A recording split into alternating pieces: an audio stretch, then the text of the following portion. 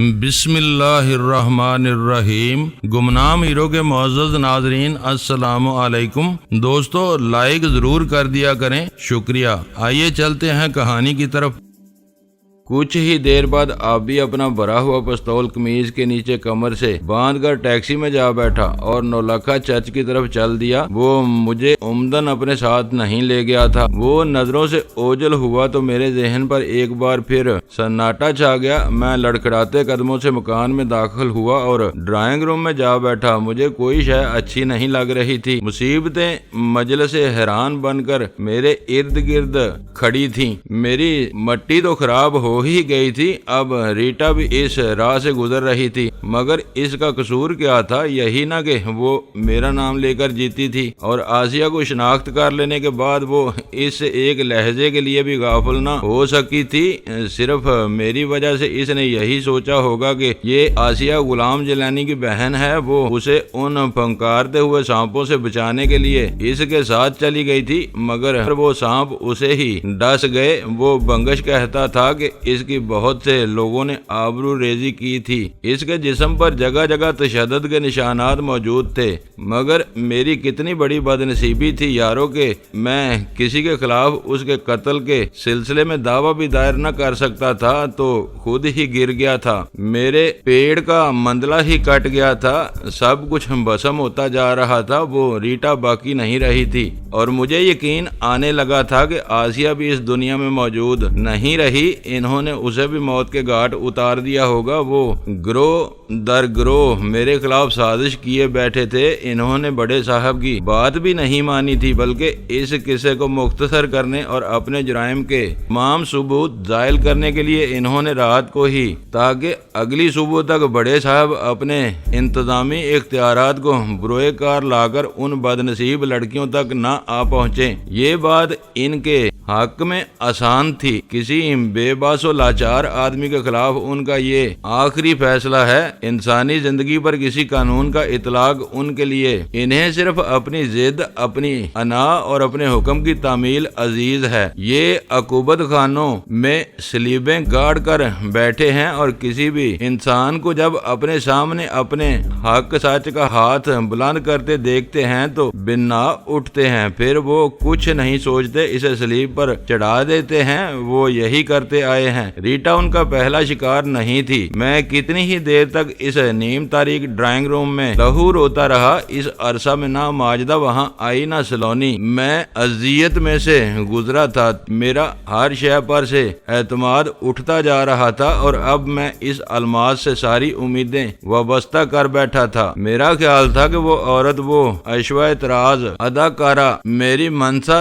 دیوی ثابت ہوگی۔ میں اسی سے اس زہر کا تریاق مانگنے نکل رہا تھا جس نے ریٹا کو جیر جیر جلا ڈالا تھا۔ وہ موہ روبی المانگ ایک نئی راہ پر ڈال سکتی تھی، ایسی راہ جو روشنی کے منبع تک لے جا سکے اور میرے دل میں پھر سے جینے کا حوصلہ پیدا کر دے، کیونکہ میری تدبیریں الٹ ہو گئی تھیں۔ میں بے بس سا ہو کر وہاں سے پرے شہر میں چورمر ہوا بیٹھا تھا۔ میں نت نیا کنواں کھودتا تھا اور ہر بار ناکام و نامراد لوٹا تھا۔ بہت سے لوگوں کا خون میری گردن پر، بڑی جانیں میرے ہاتھوں ضائع ہو گئی تھی، مگر کسی ایک کی بھی آسیہ کو راس نہیں آئی تھی۔ وہ اس گرداب میں ایسی پھنسی تھی کہ وہ میری آنکھوں سے اوجھل ہوئی چلی گئی اور اب تو شاید وہ وہاں جا پہنچی تھی، اس پتال میں جس تک میں جیتے جی نہیں پہنچ سکتا تھا۔ میری عاجزی انکساری، میری آہیں، میرے آنسو کسی کام نہیں آتے تھے اور میرا تمرد، میرا حوصلہ، میری جوان مردی آسیہ کو اور زیادہ مصیبت میں پھنسانے کا سبب بنی تھی۔ میرا ذہن سن ہوتا جا رہا تھا، سوچ کے تانے بانے بری طرح الجھ چکے تھے۔ جب افق تا افق اندھیرا پھیلتا جا رہا تھا، روشنی کی کوئی رمق بھی کہیں نظر نہ آئے تو پھر ایسے میں آدمی کیا کرے؟ ایسے ہی مایوس ہو جاتا ہے۔ میرا بھی یہی حال تھا۔ میں کتنی ہی دیر تک وہاں بیٹھا سوچتا رہا، مگر اپنے غم کے بارے میں کوئی بھی قطعی فیصلہ نہ کر سکا۔ ڈاکٹر فرخندہ کے ڈرائنگ روم میں تو مٹھی کا ارت بن کر رہ گیا تھا اور میرے پاس کچھ نہیں آ رہا تھا۔ وہ مکان واقعی بہت خوبصورت تھا، یہی کوئی 10 مرلے رقبہ تھا اس کا، 3 بیڈ روم اور 1 ڈرائنگ روم، صحن، پیچھے آدمی کی ساری ہی ضرورتیں وہاں پوری ہوتی تھیں، اور وہ ابھی اسے دیکھتے ہی خرید لینے کا فیصلہ کر بیٹھا تھا۔ نیت بری نہیں تھی، ہمیں رہنے کے لیے ڈھنگ کا ٹھکانہ مل سکتا تھا، وہ کوئی وقت تھا ایسی باتیں سوچنے کا۔ ہم تو اپنی ہی لوٹنی لوٹ بیٹھے تھے، پھر بھی آبی بزد تھا اور بہت مارا ماری کرتے تو اس وقت 1.5-2 لاکھ جمع کر سکتے تھے، یہی کچھ ہماری جیبوں میں موجود تھا۔ گروہ فرخندہ مان جائے تو ہم اسے 1.5 لاکھ تو دے ہی سکتے تھے۔ اس بات کی کیا ضمانت تھی کہ وہ اسے بیچ دے گی، اگرچہ عرشی نے یہی بتایا تھا۔ مجھے وہاں بیٹھے 1.25 گھنٹہ گزر گیا۔ اس عرصے میں ماجدہ 2 بار کھڑکی میں سے اندر جھانک کر واپس چلی گئی تھی، وہ بھی میری چپ سے بے چین ہو گئی تھی۔ میرے اس خوفناک موڈ کو وہ اچھی طرح سمجھتی تھی۔ جب میں وہاں سے کسی طرح بھی نہ اٹھا تو اس نے سلونی کو اندر دھکیل دیا۔ وہ مسکراتی ہوئی آگے بڑھی اور میرے سامنے قالین پر 2 زانو ہو کر بیٹھ گئی۔ آپ کیا سوچ رہے ہیں جناب عالی؟ میں نے آپ کے لیے کافی تیار کی ہے، حکم ہو تو لے آئیں۔ اوہ چلے، میں آپ کے ساتھ بیٹھ کر پیتا ہوں۔ یہ کہہ کر میں کمرے سے باہر نکل آیا۔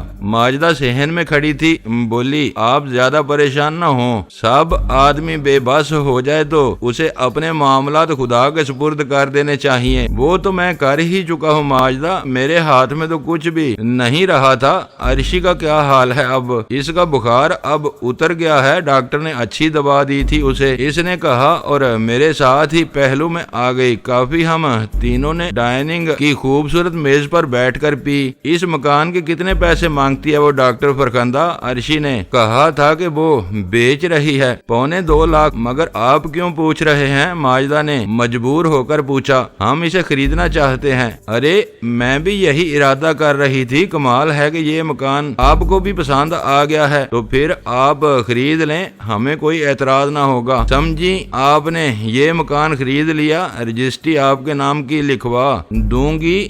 ماجدہ نے فراخ دلی سے کہا۔ نہیں، اس کی کوئی ضرورت نہیں ہے، آپ تو بہت عرصے سے مکان خریدنے کا سوچ رہی تھی، یہ اچھا موقع ہے، اسے آپ خرید لیں۔ میں عرشی سے بات کروں گی، سمجھ لیں کہ یہ آپ کا ہو گیا۔ مگر جناب عالی، وہ آبی صاحب تو اسے عرشی کے لیے خریدنا چاہتے ہیں۔ بالکل پاگل ہے وہ، ایسا عشق میں دنس گیا ہے وہ کہ اسے کسی بات کا ہوش ہی نہیں رہا۔ آ جانے دو، اسے اتنے جوتے لگاؤں گا کہ دماغ درست ہو جائے گا اس کا، مجنوں ہی بن گیا ہے بدماش، میں نے بد مزہ ہو کر کہا۔ آبی کا ذہنی توازن مجھے درست معلوم نہیں ہوتا تھا، پتہ نہیں اس عرشی میں اسے کیا بات نظر آئی تھی۔ ایک ہی رات میں آبی کی کایا پلٹ گئی تھی، ہمیں اپنی جان کے لالے پڑے تھے اور وہ پڑاؤ ڈال رہا تھا، پیر پسار کر لیٹنا چاہتا تھا، اور حالت یہ تھی کہ پولیس ہمارا کھرا ناپتی پھرتی تھی۔ آبی کوئی 4 گھنٹے بعد واپس آیا، سلونی نے دروازہ کھولا تو وہ اس وقت ٹیکسی میں بیٹھا تھا۔ ہم بولا ہاشم صاحب کو باہر بھیجو۔ میں اس وقت مکان کے صحن میں کھڑا تھا، اس کی آواز سن کر میں دروازے میں جا ٹھہرا۔ میں نے اس کے چہرے پر پھیلی ویرانی دیکھی تو میں وہیں رک گیا۔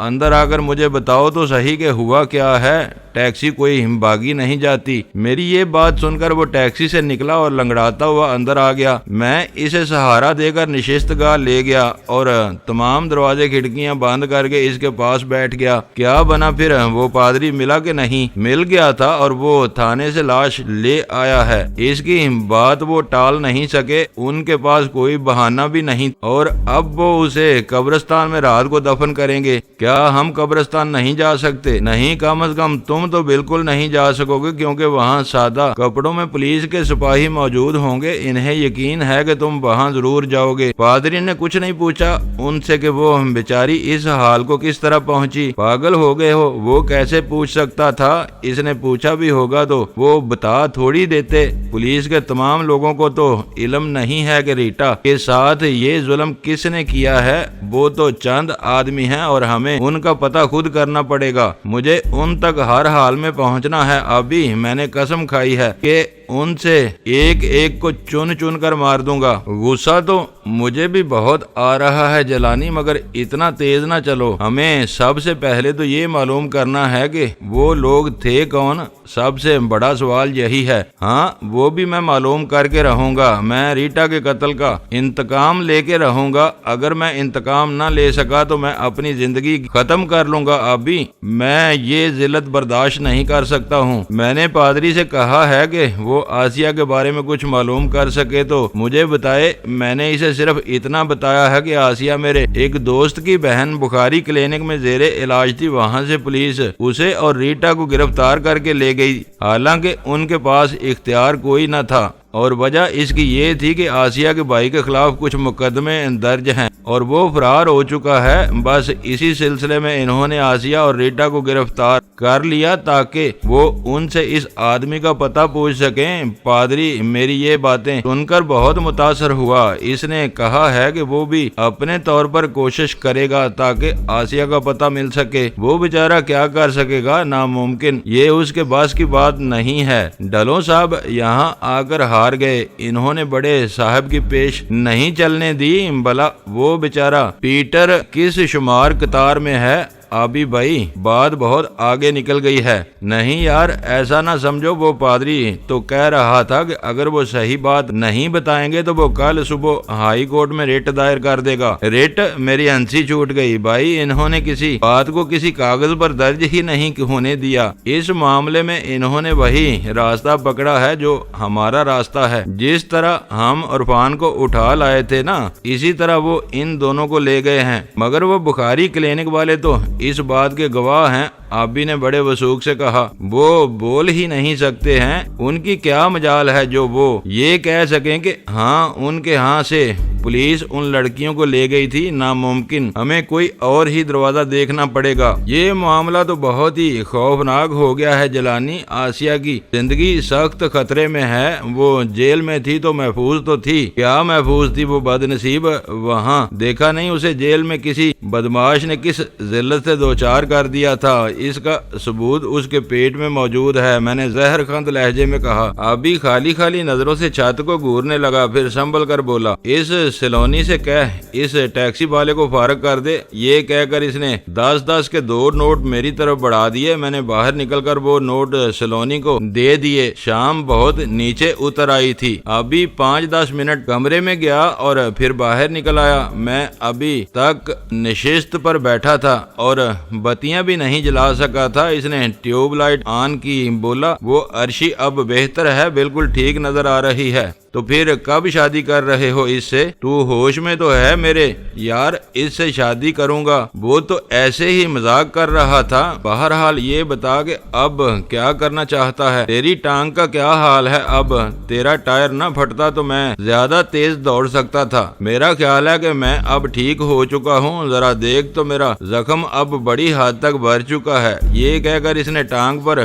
بندی پٹی کھول دی۔ زخم اس کا واقعی منتمل ہو گیا تھا۔ یہ پٹی اتار ہی دے اب، بس وہ دوا کھاتا رہے۔ دوائیں تو سب ادھر اسپتال میں ہی رہ گئی ہیں، اس سلی کو بھیج دو ہمارا سامان لے آئے۔ نہیں، یہ کام وہ کل کر لے گی، ابھی میں ڈاکٹر سلیم کو بلواتا ہوں، وہ تمہیں اور عرشی کو دیکھ لے گا۔ جیسے تمہاری مرضی، اگر اجازت دو تو میں عرشی کے پاس جا بیٹھوں۔ ادھر ریٹا کے جنازے پر نہیں جاؤ گے؟ میں عرشی کو ساتھ لے کر جاؤں گا اور سلونی کو بھی۔ کیا خیال ہے تمہارا؟ جیسے تمہاری مرضی۔ میں اور ماجدہ شاید واپسی پر تمہیں گھر میں نہ ملے، ہمیں 10 بجے ایک جگہ جانا ہے۔ ٹھیک ہے، ایک چابی میں ساتھ لے جاؤں گا۔ کوئی خاص پروگرام ہے؟ ویسے میں خوش ہوں کہ ماجدہ تمہارے ساتھ ہیرا پھیری نہیں کر رہی ہے، وہ مخلص عورت ہے، یہ بات میں دیکھ چکا ہوں۔ ہاں میرا بھی یہی خیال ہے، وہ کسی بھی مرحلے پر مجھے دھوکہ نہیں دے گی۔ اور سنو، وہ یہ مکان ہمارے نام پر خرید رہی ہے۔ نہیں یار، اسے کیا پڑی ہے کہ ہمارے نام پر یہ مکان خریدے؟ میں نے اس سے بات کی تھی، بہت روپیہ ہے اس کے پاس۔ ارے تو ہمارے نام کی تک کیا ضروری ہے؟ وہ اسے خریدے اپنے نام پر۔ وہ چھڑی چھانٹ عورت ہے، ہم جب بھی آئے یہاں رہ لیں گے، اور کیا کرنا ہے ہمیں۔ میں نے یہی سوچا ہے، عرشی ذرا ٹھیک ہو جائے تو پھر اس کے ساتھ وہ بات کرے گی۔ اچھا ٹھیک ہے، میں ان دونوں کو ساتھ لے کر باہر جا رہا ہوں ریٹا کے جنازے پر۔ پہلے اس ڈاکٹر سے مل لو، سلونی سے کہو وہ اسے بلا لائے۔ اب بھی کوئی آدھا گھنٹہ بعد ڈاکٹر سلیم سے دوا لینے کے بعد عرشی اور سلونی کو ساتھ لے کر باہر چلا گیا تو ماجدہ نے بھی لباس تبدیل کر لیا۔ اس نے میرا ولایتی سوٹ پہنا دیا اور پھر ٹھیک 9 بجے وہ مکان مکفل کر کے میرے ساتھ باہر چل دی۔ وہ مجھے الماس کے پاس لے جا رہی تھی، اس عورت کے پاس جس کی آواز اور جس کے حسن کا ڈنکا سارے ملک میں بج رہا تھا۔ الماس شاہ نور اسٹوڈیو کے عقب میں بڑی سڑک سے بہت آگے ایک وسیع و عریض کوٹھی میں مقیم تھی، اور اس کے دروازے دن رات ایک دربان کھڑا رہتا تھا۔ وہ ماجدہ کو جانتا تھا اور اسے دیکھتے ہی اس نے اسے اندر جانے دیا۔ میں نے ماجدہ سے کہہ دیا کہ وہ میرا تعارف ہاشم خان کی حیثیت سے کروائے، کیونکہ میرا نام میرے لیے باعث ننگ ہو چکا تھا۔ میں اب اس کا متحمل ہی نہیں ہو سکتا تھا۔ یہ دن بھی مجھے دیکھنا تھا یارو، مجھے اپنے ہی نام سے خوف آنے لگا تھا۔ میں اپنے ہی آپ سے لرزاں ترساں رہنے لگا تھا۔ ایک وہ ہیں جو ہر جگہ اپنے نام کا جھنڈا فخر سے اونچا کیے پھرتے ہیں اور مخدوم بن جاتے ہیں، مگر میری حرمہ نصیبی یہ تھی کہ میرا نام میرے لیے گاری بن چکا تھا۔ میں نے ماجدہ سے کہہ دیا کہ وہ مجھے سرگودا کے ذمہ دار کی حیثیت سے الماس کے سامنے پیش کرے، میرے لیے یہی بہتر تھا۔ دراصل مختورات مجھے کہیں چین نہیں لینے دیتے تھے، میری گردشوں نے مجھ سے میرا سایہ بھی جدا کر رکھا تھا۔ کوٹھی کے لان میں روش بہار کے نو شگفتہ پھولوں نے قیامت مچا رکھی تھی۔ فضا میں عجیب سی بھیدوں بری دیوی پر دستک دیتی ہوئی خوشبوئیں رچی تھی، مگر میں مفقود النسل کتے کی طرح قدم قدم پر چونکتا ہوا یوں آگے بڑھ رہا تھا جیسے میں کسی سیند کے منہ کے آگے کھڑا ہوں۔ ماجدہ میرے ساتھ ساتھ قدم بڑھا رہی تھی، بولی ذرا جم کر ڈٹ کر ان کے سامنے رہیے گا، یوں جیسے آپ ہفتے کلیم کے بادشاہ ہیں۔ حیران پریشان الجھے ہوئے چرمر لوگ اپنے لیے کہیں کوئی جگہ نہیں بنا سکتے۔ شکریہ استانی صاحبہ، مگر میں یہاں اپنے لیے کوئی مقام پیدا کرنے نہیں آیا ہوں۔ یہ بات نہیں ہے جناب ہاشم صاحب۔ ہاں جناب ہاشم صاحب، ہمیں اس الماس سے بہت بڑا کام لینا ہے، سمجھتے ہیں نا؟ آپ ضرورت پڑے تو اس پر آپ عاشق بھی ہو سکتے ہیں، اسے شیشے میں آپ ہی کو اتارنا ہوگا۔ اگر ایسا ہے تو پھر آپ کی سفارش کی کیا ضرورت ہے؟ عین ممکن ہے کہ وہ آپ پر اس رخ سے نظر نہ ڈالے، کیونکہ اسے عاشقوں کی کمی نہیں ہے۔ آپ بہرحال بہت ہی منفرد نظر آنے کی کوشش کریں، بہت پروقار، بہت ہی باری برکم۔ ہاں یہ تو بہت ضروری ہے، لیکن اگر اس منان نے مجھے یا آپ کو پہچان لیا تو مجھے تو وہ بہت پہچانتا ہے، مگر آپ اس دن بہت ہی مختلف حلیے میں تھے اور آج آپ کی صورت ہی اور ہوگی۔ اب تو وہ سوچ بھی نہ سکے گا کہ آپ یوں کھلے بندوں الماس کے ہاں بھی آ سکتے ہیں۔ اچھا دیکھتے ہیں کہ پردہ غیب سے کیا ظہور میں آتا ہے۔ میں نے ماجدہ کا ہاتھ دبا کر اسے چپ ہو جانے کا اشارہ کیا۔ اب ہم عمارت کے قریب جا پہنچے تھے، دروازے میں کوئی ملازمہ کھڑی تھی۔ وہ ماجدہ کو دیکھ کر مسکرائی اور ہمیں خوش آمدید کہتی ہوئی ایک طرف ہٹ گئی۔ ماجدہ بولی، الماس کہاں ہے اس وقت؟ ناز گل اندر ہی ہیں۔ اور کون کون ہے یہاں اس وقت؟ کوئی بھی نہیں، وہ منان صاحب کا انتظار کر رہی ہیں، وہ جو پولیس افسر ہیں۔ اچھا کب آ رہے ہیں وہ؟ بس آنے ہی والے ہیں، ان کا فون آیا تھا، انہوں نے میڈم کے لیے ایک کار لانے کا وعدہ کر رکھا ہے، ناز گل نے مسکراتے ہوئے کہا۔ وہ ماجدہ سے بہت ہی کھل کر بات کر رہی تھی اور اس کی مسکراہٹ میں طنز نمایاں تھا۔ معلوم ہوتا تھا کہ ماجدہ نے اس ملازمہ کو بھی آرام کر رکھا تھا، تحفے تحائف دے کر۔ یہی وجہ تھی کہ وہ اسے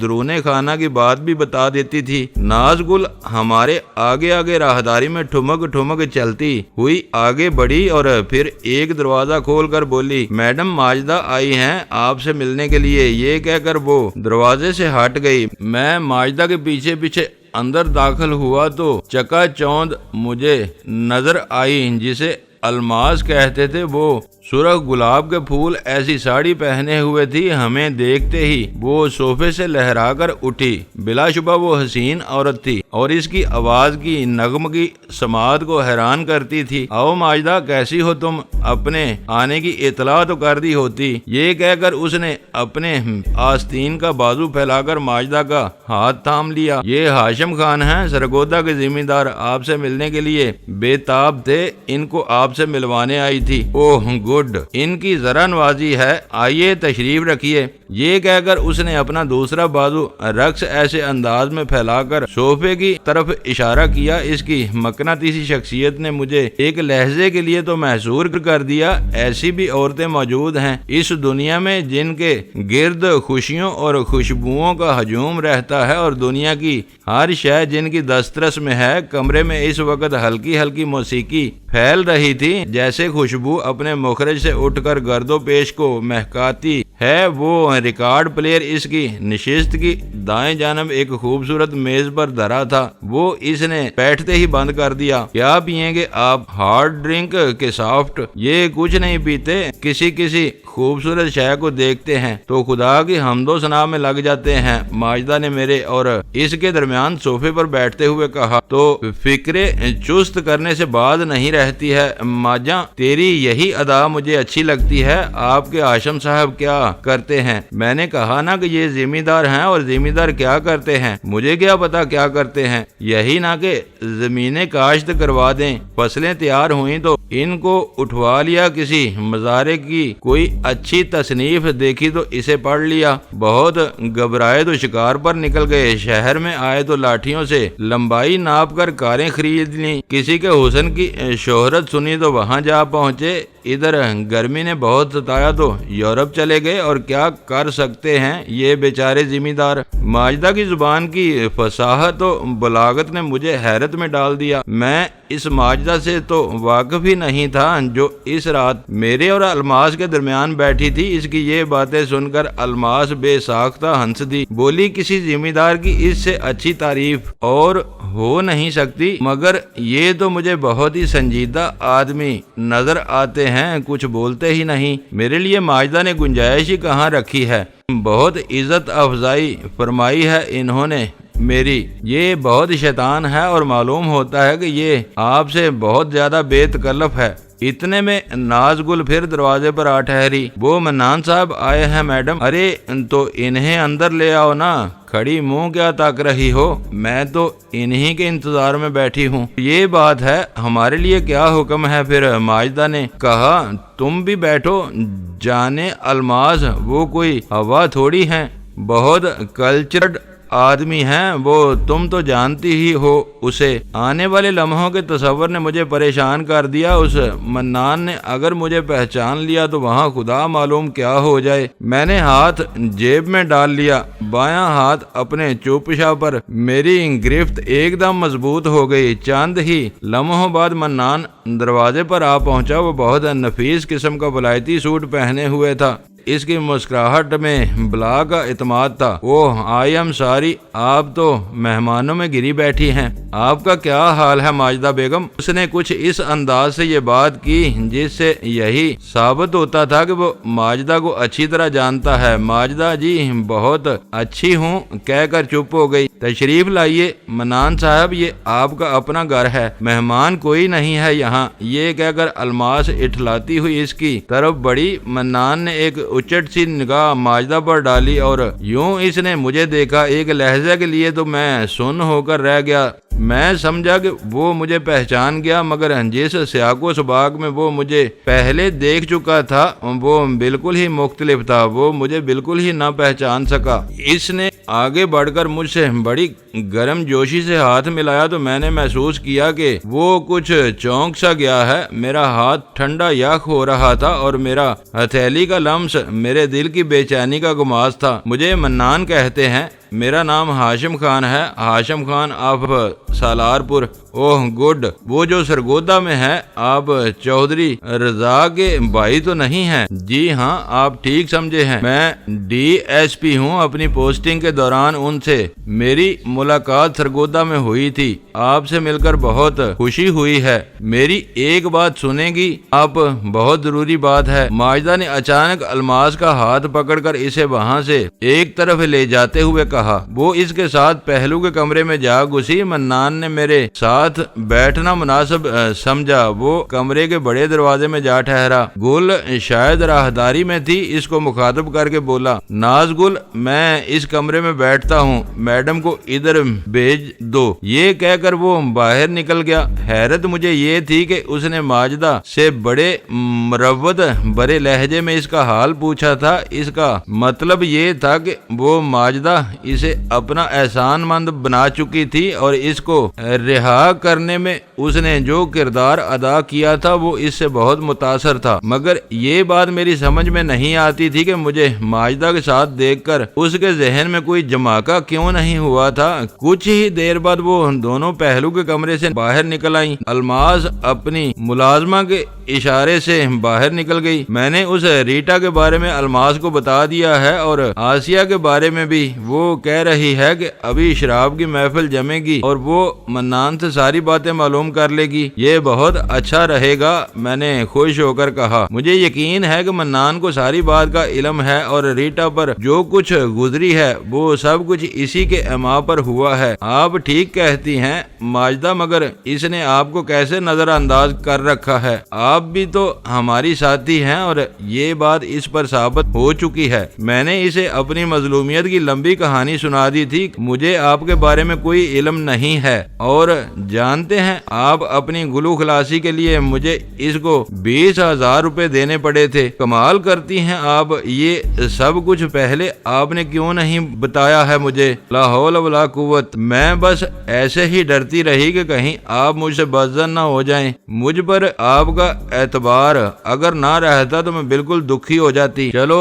دفع کرو، اب کسی طرح اس پرندے کو پکڑو، اگلواؤ اس کے منہ سے کہ آخر ہوا کیا ہے۔ آپ فکر نہ کریں اور دیکھیں اگر شراب کی محفل میں کوئی اونچ نیچ آپ کی نظر آئے تو اس پر سیخ پانا ہو جائیں۔ ہمیں بہت محتاط رہنے کی ضرورت ہے۔ بہت بہتر استانی جی، آپ کے حکم پر حرف بے حرف عمل ہوگا۔ اس کے بارے میں میرے اور آبی کے سارے اندازے غلط ہو گئے تھے۔ وہ ہر حال میں میری بہتری چاہتی تھی اور اب وہ مجھے میرے مقصد کی طرف گام گام آگے بڑھا رہی تھی۔ ہم آدھے گھنٹے تک اس نشست گاہ میں تنہا بیٹھے رہے۔ اس عرصے میں ناز گل چائے ہمارے آگے رکھ گئی، اس کے بعد وہ پان بھی لے آئی۔ وہ برابر ہماری خاطرداری میں لگی رہی، بتاتی وہ کچھ بھی نہیں تھی کہ الماس اس گھڑی کہاں ہے۔ آدھا گھنٹہ اور گزرا تو ناز گل نے اندر آ کر کہا، چلے میڈم آپ کو بلا رہی ہیں، آپ دونوں ہی آ جائیں۔ ہم فوراً ہی اس کے پیچھے چل دیے۔ وہ راہداری میں سے گزرتی ہوئی کوٹھی کے عقبی حصے تک جا پہنچی اور پھر اس نے ایک کمرے کا دروازہ آہستگی سے کھول دیا۔ یہ باتھ روم ہے، اس کے اندر چلے جائیں، میڈم خود نہیں پی رہی ہیں، آپ اندر سے سب کچھ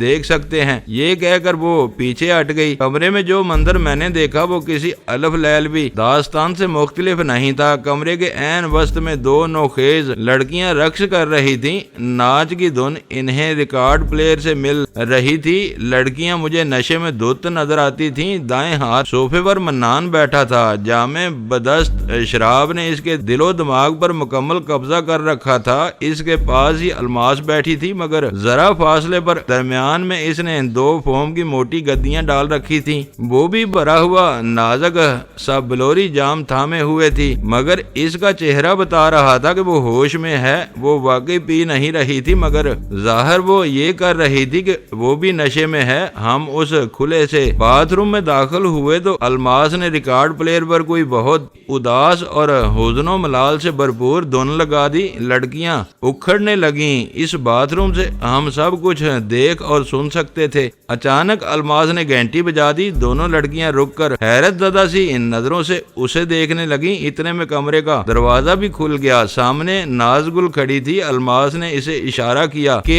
وہ ان کو باہر لے جائے، مگر جو ہی ناز گل ان کی طرف بڑھی وہ دونوں لڑکیاں بھاگ کر منان کے پاس جا بیٹھی، ایک اس کے پاؤں کے قریب قالین پر اور دوسری صوفے پر۔ منان اپنے آپ میں نہیں تھا، میں ڈرا کہ کہیں وہ ہاتھ سے پڑ نہ جائے۔ ارے منان، یہ ریٹا نہیں ہے مائی ڈیئر، یہ وہ لڑکی نہیں ہے، الماس نے بلند آواز سے ہنستے ہوئے کہا۔ اس گشتی کا نام مت لو، اسے تو میں نے گنڈوں کے آگے ڈال دیا تھا، وہ 6 اس کو لے گئے تھے۔ کہاں لے گئے تھے؟ کون تھے وہ؟ مجھے تو بتایا ہی نہیں تم نے۔ او مائی ڈیئر، گاڑی کو نہیں جانتی ہو تم؟ گاڑی لوہار کو، اس کے ساتھ وہ ناتھو بھی تھا اور سنی بھی، میں سب کو جانتا ہوں۔ وہ بیچاری تو مر گئی ہوگی۔ منان، اتنے ظالم ہو تم؟ ہاں، وہ مر ہی گئی تھی، ادھر گاڑی کے ڈیرے پر ہی مر گئی تھی، وہ نسبت روڈ پر رہتا تھا نا۔ میں نے کہا پھینک دو اس کو ادھر سڑک پر، میں بادشاہ ہوں اس شہر کا۔ وہ بتاتی ہی نہیں تھی، جیلانی میرے ہاتھ آ جائے تو میں اس کی گردن ہی مروڑ دوں۔ یہ کہہ کر اس نے اپنے سامنے بیٹھی لڑکی کی گردن دونوں ہاتھوں سے پکڑ لی۔